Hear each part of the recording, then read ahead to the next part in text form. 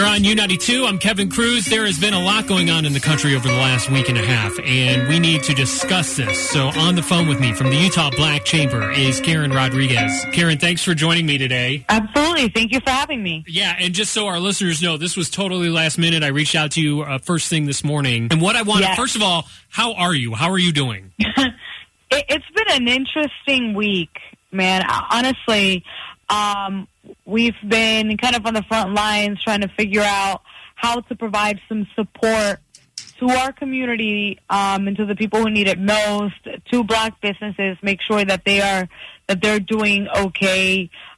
Personally, got to be completely honest. This is hard work. This is hard work, and this is a very difficult situation that we're dealing with. So I'm trying to identify some opportunities for self-care right now. Good. You should. You should take care of yourself and those around you as well, because that's actually a good point, because we do talk about mental health and how this can affect people. So I'm glad to hear that you're doing that as well. Yesterday, everyone, and including U92, although we didn't post up a black photo on Instagram of nothing, a blank photo, we just didn't post it all on social media. And we paused the show. It was part of a music industry-wide effort that actually took over the entire country. Right. But great. Okay, I posted a black photo up on Instagram. Does that do anything? Yeah, so I want to give a little bit of context to that, because like you said, the reason for the black post or the black photo post was because the show must be stopped, which is a movement started by two Black women in the music industry, right? And so we wanted to make sure that we stopped streaming in an effort to kind of show a lot of these media companies how they can stand in solidarity with the Black people that they support, whose music they support. And a lot of people kind of ran with that one. But there was a second portion to that post, and it was #amplify melanated voices. That's an effort that's going from the 1st of June through the 7th.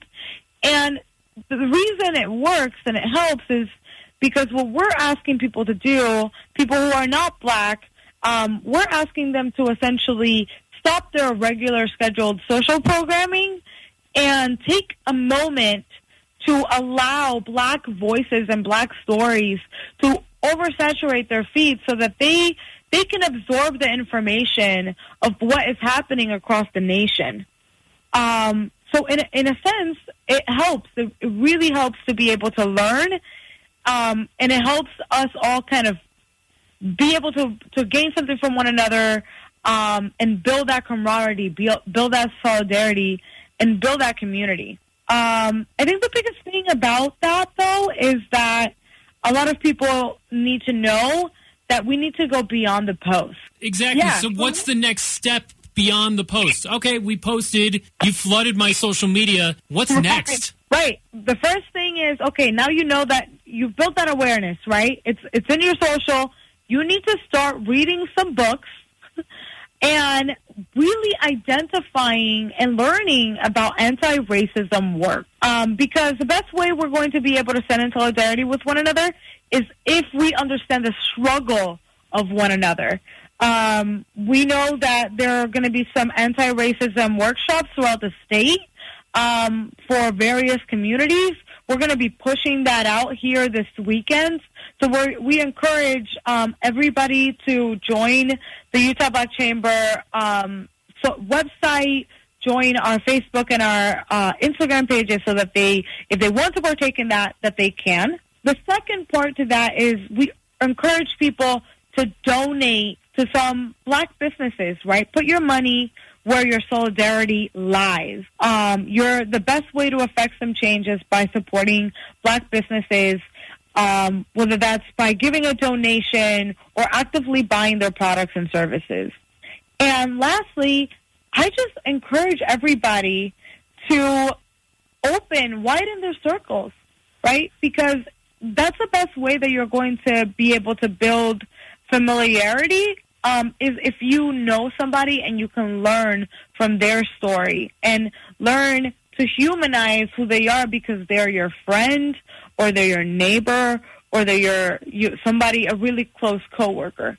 If you don't know their struggle, you don't kind of can't identify it, can't see it, it's going to be very difficult to learn from them and sympathize. We're talking about what you can do to affect change. On the phone with me is Karen Rodriguez from the Utah Black Chamber. Now, when we were talking earlier this hour, you were telling me that one of the things we can do is support Black-owned businesses. And it's not just like restaurants, but it's also professions like accountants and lawyers and other professions that you might not think of, supporting those people in those positions. Yeah.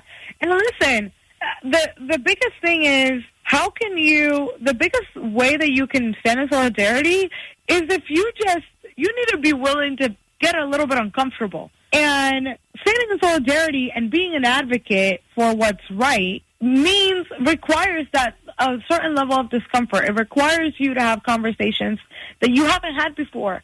It requires you to be open-minded and be willing to receive information and be called out and say, oh, wow, I didn't know that. How can I learn a little bit more?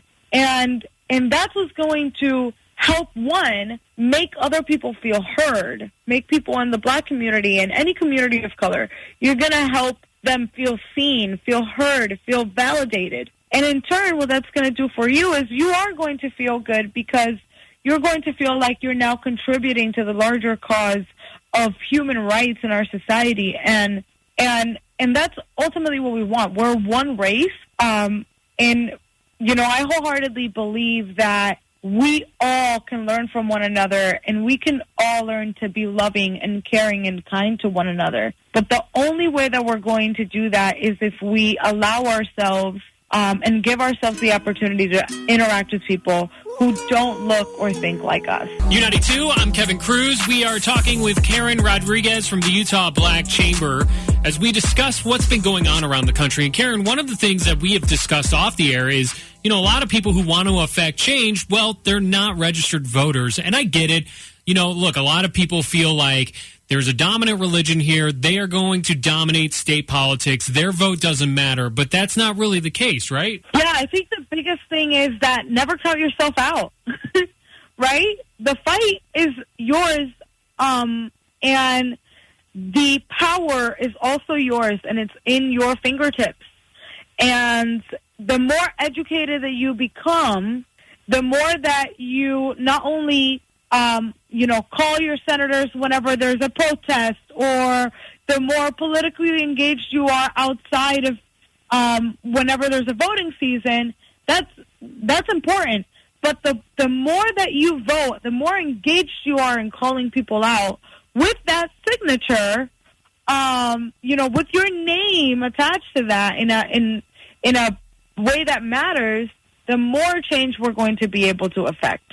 We have some elections coming up on June 30th, and so we are expecting every single person in Utah who wants to affect some change and wants to see racial justice and social justice overall flow to the top so that we can make history. We are expecting every single one of those people to vote. Get out there and vote, because your voice truly does matter.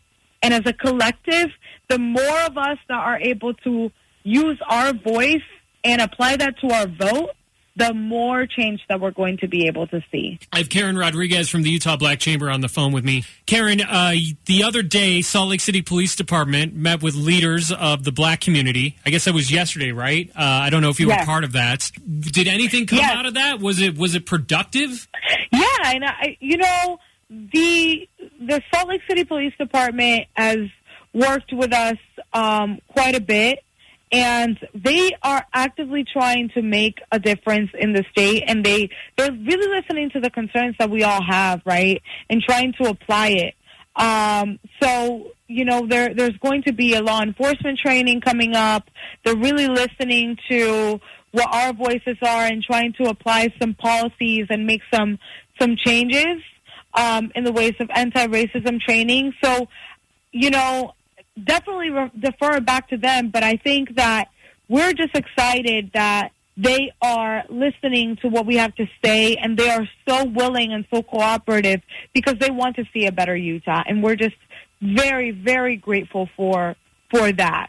Well, I'm glad that things are going in a positive direction there. Karen Rodriguez from the Utah Black Chamber, thanks for taking the time to call in and speak to me about this. And we want to do more with you. As a radio station, as a voice for the community, let us know how we can be involved. And we're going to be out there. We're going to continue that message. And you're going to hear us say, go vote. And this is how you do it. Yes, absolutely. If anybody wants to get involved and they want to stay up to date, they can definitely continue to check out the UtahBlackChamber.com website or follow us on social media, whether that's Facebook, LinkedIn, or Instagram at Utah Black Chamber. And I am following you guys on social media as well. So, again, Karen, thank you so much for taking some time. We're going to have you back on the air talking more about things as they develop and progress and how we can continue to affect change. Perfect. Thank you so much for having me. Thank you so